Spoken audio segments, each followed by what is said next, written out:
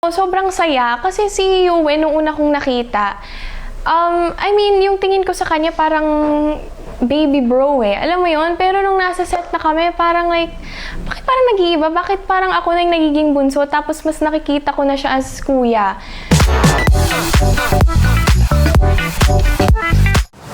Hello mga kapuso, this is Princess Aliyah and ako ang gaganap na Riley sa Forever Young. So si Riley, siya yung bunsong kapatid ni Rambo Agapito.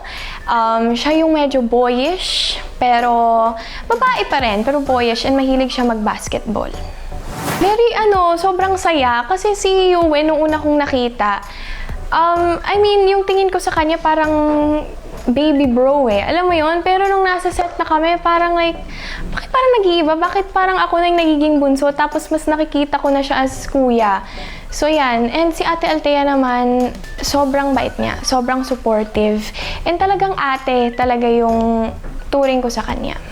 Si Miss Nadine and Sir Alfred, silang dalawa, my gosh, ini-spoil nila kami sa set ng pagkain. Sobrang mapagbigay sa pagkain. Kaya nagkakalaman ako dahil sa kanila eh. And I'm very generous talaga.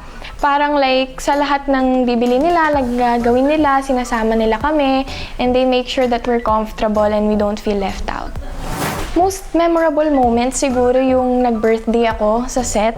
Although, I think August 6 yun, tapos August 7 yung taping. Tapos, kasi, ini-expect ko na may cake sila, ganun, pakanta. Kaso sabi ko, matatapos na yung araw, wala pa rin celebration. So parang feeling ko nakalimutan nila. So yun, medyo nagiging sad na ako. Tapos, nung pagkalabas ko, may tumawag ata sa akin nun. Tapos bigla nila ako sinurprise lahat ng cast, ng crew. So yan, very grateful and na-appreciate ko sila dun. Kung paano kayo pakikiligin ni Riley at madami kayong matututunan sa family pa lang, sa mga challenges sa buhay. So yan, abangan natin. Abangan ng Forever Young ngayong October 21 na sa GMA Afternoon Prime.